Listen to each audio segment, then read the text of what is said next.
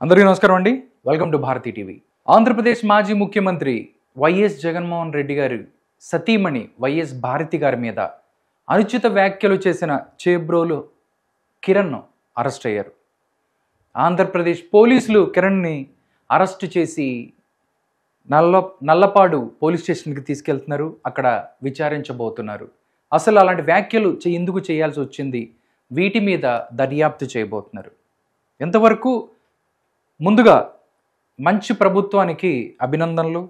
ఎందుకంటే ఏదో అంటారు కదా, తమ్ముడు తనవాడైనా ధర్మం చూసే మనిషి నేను అని చెప్పి, అలాగే ఈ మంచి ప్రభుత్వం ఏదైతే ఉందో ఆంధ్రప్రదేశ్లో, ఆ మంచి ప్రభుత్వం ఎవరైతే చేబ్రోలు కిరణ్ అరెస్ట్ చేశారు, వెల్ అండ్ గుడ్. నిజంగా ఆ వ్యాఖ్యలు ఒకసారి మనం చూస్తే ప్రతి ఒక్కరు కూడా, సభ్య సమాజంలో ప్రతి ఒక్కరు కూడా ఖండించాల్సిన విషయం. ఎందుకంటే దాన్ని చూసి, ఎందుకంటే అలాంటి వ్యాఖ్యలు సోషల్ మీడియా ఉంది కదా అని చెప్పి ఏది పడితే అది మాట్లాడితే ఏంటి, ఈరోజు చేబ్రోలు కిరణ్కి పట్టిన గతే పడుతుంది అని చెప్పి ప్రతి ఒక్కళ్ళకి అదొక నిదర్శనం. నిజంగా చూస్తే వైఎస్ఆర్ కాంగ్రెస్ పార్టీ 2019 నుంచి 24 వరకు అధికారంలో ఉంది.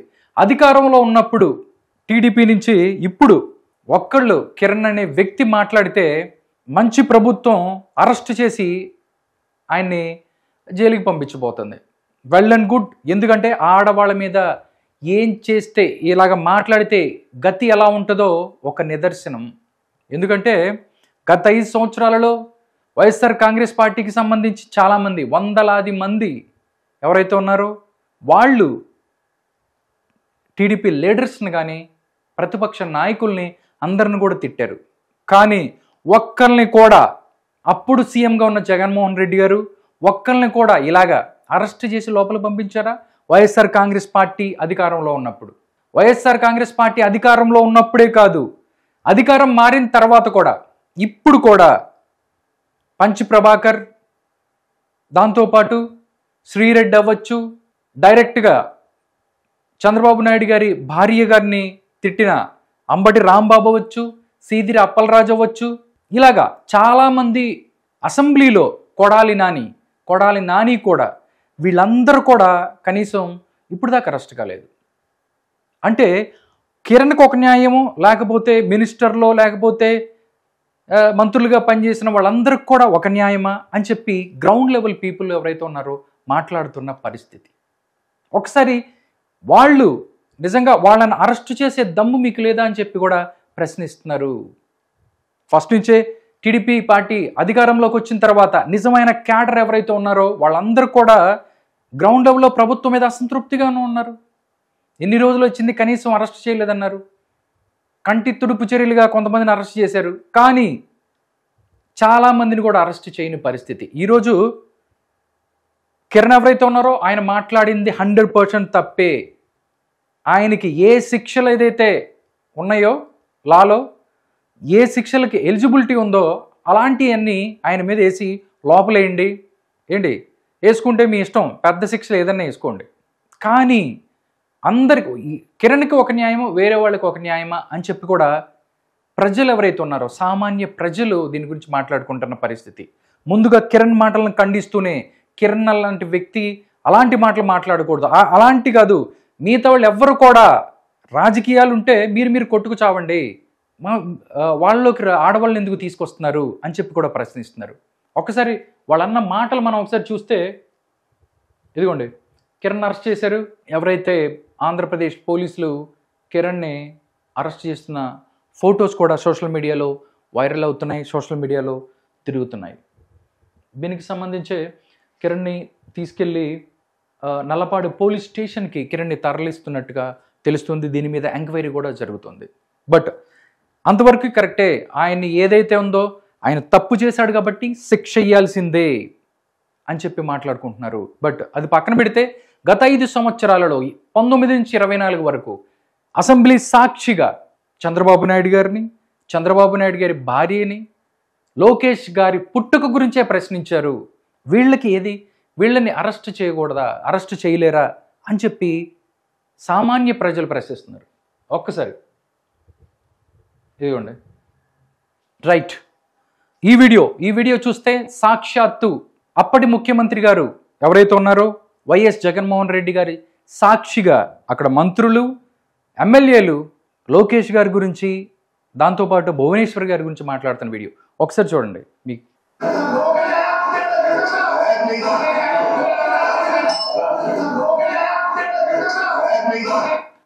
అసెంబ్లీలో లోకేష్ ఎలా పుట్టాడో తెలుసా అని చెప్పి మాట్లాడుతున్నారు. ఇంకా చాలా ఉన్నాయి.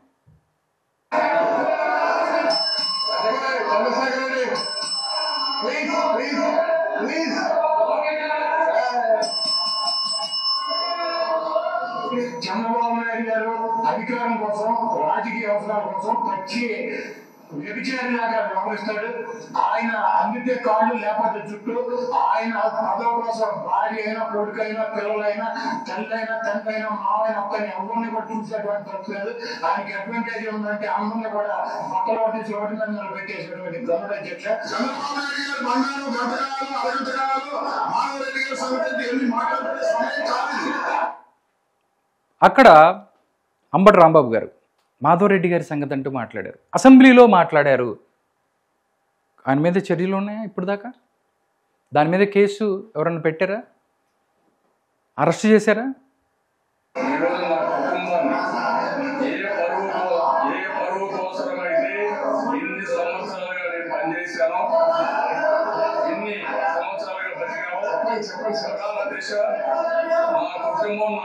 భార్య విషయం కూడా ఈ అవసరం తీసుకొచ్చి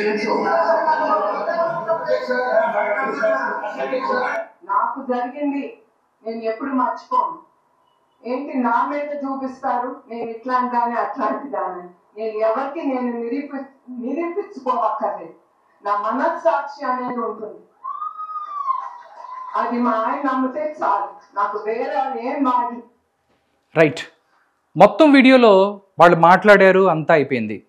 బట్ ఒక మాజీ ముఖ్యమంత్రి, అప్పటి మాజీ ముఖ్యమంత్రి చంద్రబాబు నాయుడు గారి భార్యని తిడుతూ ఉంటుంటే ముఖ్యమంత్రి గారి స్థానంలో కూర్చున్న జగన్మోహన్ రెడ్డి గారు నవ్వుతూ కూర్చున్నారు. ఈరోజు ఎవరైతే ఉన్నారో వైఎస్ జగన్మోహన్ రెడ్డి గారి భార్యని తిట్టారు అని చెప్పి ఎవరైతే ఆ మాటల గురించి బాధపడుతున్నారో వాళ్ళందరూ కూడా ఇలాంటిది సిచ్యువేషన్ అసెంబ్లీలోనే జరిగింది, కనీసం వాళ్ళ మీద చర్యలు కూడా లేవు, దీని గురించి ఏం మాట్లాడతారు? ఇంకా ఈవిడ గురించి మీకు తెలిసే ఉంటుంది. బట్ ఎవరిని వదిలిపెట్టలేదు. పవన్ కళ్యాణ్ గారు, చంద్రబాబు నాయుడు గారు, లోకేష్ గారు, ఆవిడ మాటలు ఒక్కొక్కటి వింటే ఏ రకంగా అందరికీ ప్రతి ఒక్కరు తెలుసు. కానీ ఎక్కడికో వెళ్ళిపోయింది. కనీసం ఇప్పుడు దాకా ఆవిడ ఎక్కడుంది ఏంటి కనీసం పట్టించుకోలేదు, కనీసం అరెస్ట్ కూడా చేయలేదు. దీనికి సంబంధించి అందరూ కూడా దీని గురించి మాట్లాడుకుంటున్నారు. వీళ్ళని మీరు అరెస్ట్ చేయరా అని చెప్పి అడుగుతున్నారు.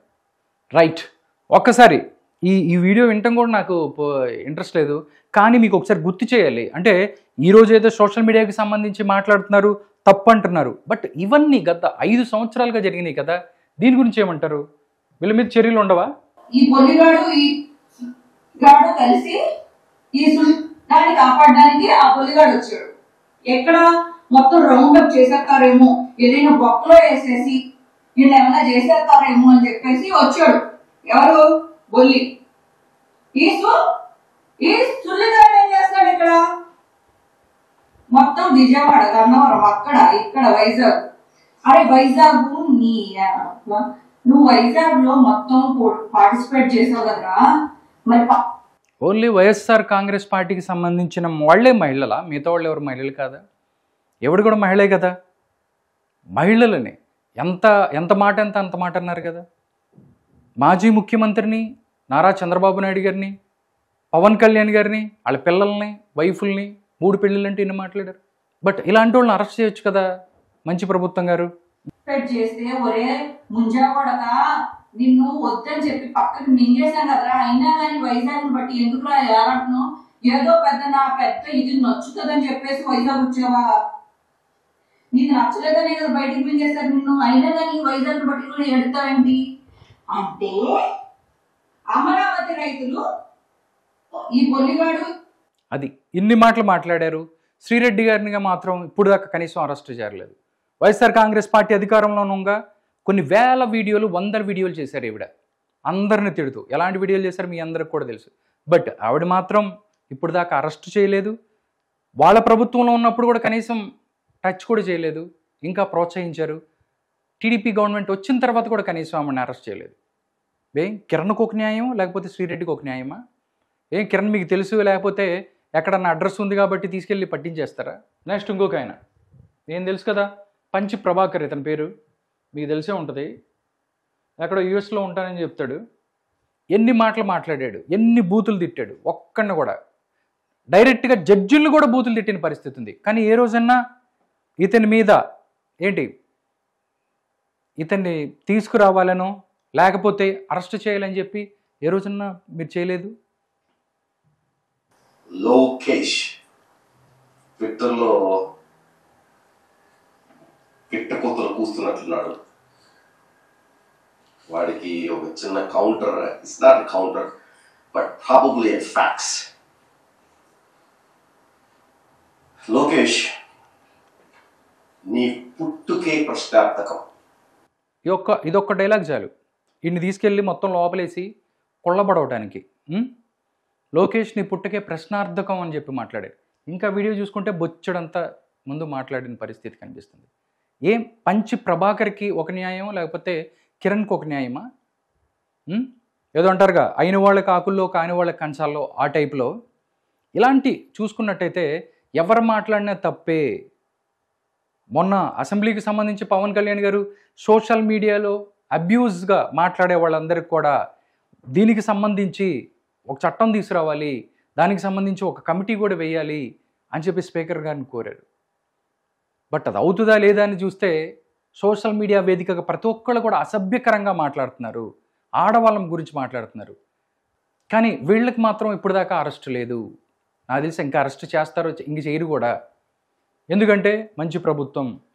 నెక్స్ట్ ఆయన అయిపోయిన తర్వాత ఈయన చూసే ఉంటారు. ఈయన అందరూ మీ అందరికీ ఈయన బట్టలు వేసుకొని ఉన్నాడు కాబట్టి మీకు గుర్తుపడతారో లేదో తెలియదు. ఈయన గోరంట్ల మాధవ్, ఇతని పేరు.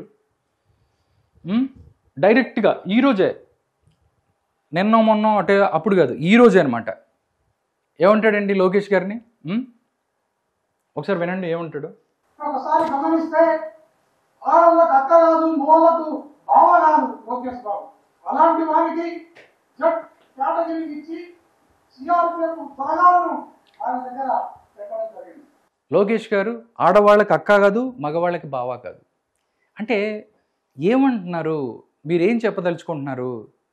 నిన్న ఏదైతే మొత్తం వైసీపీ సోషల్ మీడియా అవ్వచ్చు, లేకపోతే మిగతా వాళ్ళందరూ కూడా గగ్గోలు పెట్టారు. బట్ ఇవన్నీ ఏంటి? 1, 2, 3, 4 వందల కొద్ది వీడియోలు ఉన్నాయి సోషల్ మీడియాలో. వీటన్నిటికి సంబంధించి కూడా మీరు ప్రశ్నించుకోవాలి కదా.